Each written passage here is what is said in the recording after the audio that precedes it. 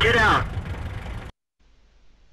Hello tankers and tankettes, and welcome to another viewer spotlight. Today I'm looking at the tier 9 American autoloader, the T54E1, and it's not a tank that you see that many replays of, I think. It's certainly not one that I've had many replays sent to me of, and I decided to showcase this particular match because it shows what this is capable of under good circumstances, but it also shows what it's capable of with, you know, some skill, because some skill is definitely required for playing this thing. So let's get the match started. So right away we'll notice, yeah, this is not optimal. He's tier 9 in a tier 10 match, and this thing is... It's not the best tier 9 ever. I should also say this has been sent in by BarmyMonk. I probably should have mentioned that before. But there's some kind of ouchy looking tanks on the enemy team. They've got GW E100, Jagdpanzer E100, Foch 155, and a Batchat. There's some sort of capable machines on this side as well, but for some reason the enemy team has got one more tier 10 than this team has got, and two of those tier 10s are autoloaders, so that's not great. Oh, Shoe Tank, I see Shoe Tank. Shoe Tank does not approve, especially Shoe Tank with stock turret. So, yeah, this is like a lot of autoloaders. I think it gets, now let's see, 20 plate. Wow. 28 plus 8, I can do the maths, is 36 shots, and it's a 4-shot clip. So, like a lot of autoloaders, it suffers from basically a lack of ammunition in terms of its damage dealing capability. It's one of these tanks, and I think the French, the 1390, 1375, even the 12T are all the same. It's basically perfectly possible to run out of ammunition, which makes placing your shots carefully very, very important, more so than really any other kind of tank. With autoloaders, not just because you've got limited ammo, but because also in between clips you've got a long reload time. You really just have to be so careful, because you can't afford to waste shells at all. So here we go, 1375, and unfortunately that took 3 shells because one of them went in the tracks. I don't think this gun's super accurate, and there he could have taken a shot against the E75, but he didn't feel confident clearly that it was gonna be anything like a reliable pen at that range, so he decides to go for the clip refill, which is perfectly sensible when you know you've got the time to do it, where you're going to be safe.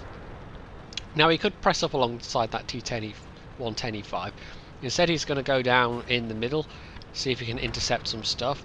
The whole western flank is looking very weak. We've got an IS-3 and a T-34 near the cap, a Leopard PTA and RT, but there's nobody on the beach basically, and the Leopard PTA doesn't exactly have the armour to take a lot of punishment.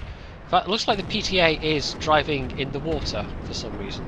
Just looking at the minimap, but clearly taking a shortcut through. A little bit risky, but anyway. Yeah, T-54 is down. There's a T-34, let's take that out.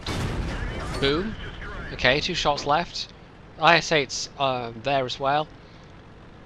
He's clearly worried about what's going on the western half of the map, because he's trying to make his way over there. Full health IS-8, I think so. That misses or bounces, I'm not sure which, but I think it was a miss. One thing that the American autoloaders have over their French compatriots is that they actually have some armour. It's not fantastic, but the turrets, especially on the French ones, are incredibly weak. I mean, the MX-50B, for instance, has got actually a decent amount of hull armour, but the turret is so weak that nobody shoots the hull on a 50B, not from the front anyway. You basically always go for the turret, but it's not guaranteed as a pen with the Americans, especially if you've got your turret at a good angle. Now that's unfortunate. He had to use a shell on a 14 health enemy, but it's not like there was anyone else around that you know, the T-71 might have gotten it, but he decided not to take the risk. Yes, it would have been nice to keep the extra shell in his clip, again going for the reload, but if you have the choice between taking the kill and not taking the kill, you know, even a 14 health enemy still has the capability to shoot you. So you know, it's unfortunate, but yeah, sometimes that is the right call to make. And I think that was the right call to make there. So this flank's totally balked. The Leopard PTA is, yes, 600 health. He's 2 shots away from dying. And there's a Bat Chat over there. And the Lorraine 40T, and yeah, and an enemy Leopard PTA. Oh, and there's a 5100. Now he's clearly trying to get back into a defensive position. Doesn't want to be shot up by the 5120, rather. I did say 5100, didn't I? I didn't mean that. The only thing resembling backup he has right now is the T34, but he's got safe terrain in between him and the 5120 now, and that guy's going to his right anyway. So he's sorry, a bit froggy right now. I don't know why. Yeah, that's a whole load of incoming bad stuff, and he's got 4 shells, and yes, they're relatively punchy shells, and yes, it's all stuff where he doesn't have to worry about the armor too much, but this is still not so good. So 1 in the PTA, he gets shot in the gun, and I think it's somebody else shoots him and the Lorraine 40T shoots him in the gun simultaneously, because I don't think you can get hurt that way. So this Bat Chat was, you can, you may have noticed the chat, I've had this with replays before, for some reason it doubles up the messages, I don't know why, but this Bat Chat just kind of came off as being a rather arrogant sort, and yeah, there's players like that in the game. Oh, yeah, Cad's E100, that's not too good. A couple of bounces there, and he kind of, I don't know, he pauses just a moment too long, maybe he thinks he's got a shell left when he doesn't. And I think he maybe takes a hit that he doesn't need to. But his turret actually did bounce some shots there, which is quite nice. Now that IS-3 had an eye to flanking, but the Bat Chat's going to make short work of him. There's also a 5120. Yeah, pair of autoloaders. That IS-3 didn't stand a chance. If he'd stuck together with the rest... I mean, it's a nice idea in principle, but the fact that there was a Bat Chat there that was going to turn his gun on him, you know, Bat Chat's more than capable of taking down an IS-3. So, yeah, the E100 is very, very problematic. Full health, very big gun. The 5120 at least is low health. He's just being cautious, seeing what he can... there we go, 1-shot kill. Boom. No Bat Chat in sight. He's clearly worried about the Bat Chat, because the Bat Chat could end him. But the Bat Chat also took some damage in dealing with the IS-3, so it's not like the IS-3 was totally ineffective. So he's just checking his back, maybe. He's gonna... He's obviously suspects he's been flanked, and yeah, he's been just cautious, very cautious. So there we go, so there's the Bat Chat, who is the opposite of cautious. Fires a shot, the shot bounced, and Barmy is actually able to finish him off. So there you go. So much for the arrogant Bat Chat. However, there's still an E100 to deal with, and at this point Barmy, maybe thinking he'll have to deal with this guy frontally, switches to the premium shells. And I'm sure there are people who run with a lot more premium shells than this on their T54E1, because, like I said, the penetration's not great. It is a tier 9 medium, but there are certainly better mediums in terms of penetration and gunpowder out there. But the fact is, of course, it's an autoloader, so if it was an autoloader and it had a really truly amazing gun, that would make it drastically overpowered, which is kind of what people have a problem with the T57s a bit. Now there we go, that T110E5 did a nice job. It's 11-12 now, we're kind of down to, whoa, there's the Foch 155, whoa, bit close, yeah, the Foch 155 could be the game changer here. He could make or break this team, or make or break the chances of victory, basically. Now this is the point where it becomes incredibly unfortunate that the enemy team did get an extra tier 10, and that one of those tier 10s was the Foch 155. If this team had another tier 10, well, obviously, you know, there's absolutely no way of knowing if they'd have been a good player or not, but at least it would have been a slightly more level playing field. So there we go, there's the AC-48, making the IS-3's mistake. He's going in alone for the flank against multiple enemies, which is not the best idea. Barmy is clearly having thoughts of flanking himself, but it's quite a long way to drive to get right behind the Foch 155. The T54 is okay, but it's not that fast. Oh. No. Missed a chance to get a shot there. There's two on the cap, which is the E75 and the T32. The T34 is taking a bit of a beating. And this is bad. The 110 and the other guy, T34, I mean, they're surrounded.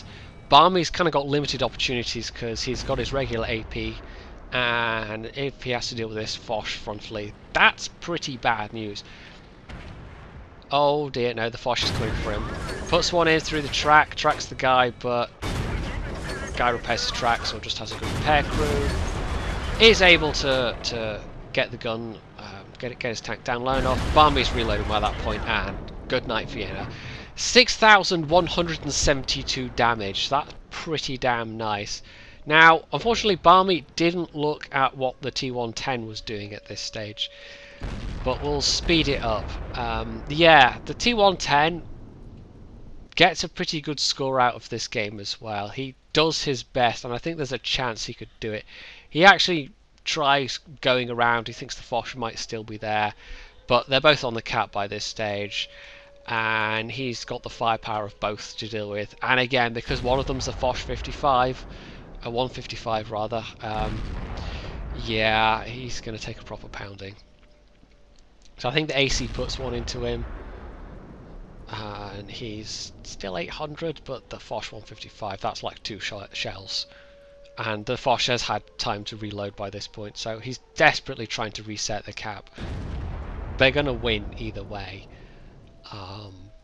But he's just... Oh, was the 110? No, the 110 doesn't even get away with his life. The Foch kills him at the last second, which is, you know, bad luck, really. Anyway, it's a pity about the result, but you can see why I decided to pick this one. Ace tanker on a defeat, and that's in large part because Barmy got his top gun and a sniper medal. He actually, every shell he fired hit a target, which is absolutely essential when you're playing an autoloader. 2 of them unfortunately didn't pen, but that's still 21 penetrations for a total of 6,172 damage. His potential taken was pretty nice as well, 4,630 in a medium tank, and we're not talking you know, a Sovietanium Russian medium tank here, because they've got some pretty nice tier 9s. T54, I'm looking at you, but on the whole that was still a pretty creditable performance. You know, 3k distance driven, you know, he tried his best, and between him and the T110 E5, they came quite close to making that work, but the enemy Foch 155 was also a player that knew what they were doing. In fact, the AC48 that survived had the second best score on the enemy team as well. And between them, they had like 9,000 damage, which was 9,000? Yeah, 9,000 damage was ridiculous. They really did a lot on the enemy team. But despite that, Barmy still got the best score of anybody because he got his, you know, best damage of anybody, and because he got the courageous resistance bonus, he effectively got the same as if he'd won. So that's how he walked away with his ace tanker on a defeat, which is not bad for a tier 9 anything. So if you enjoyed this battle, you can leave a comment below, you can hit the like button, you can subscribe to my channel, and of course, as always, stay tuned for more.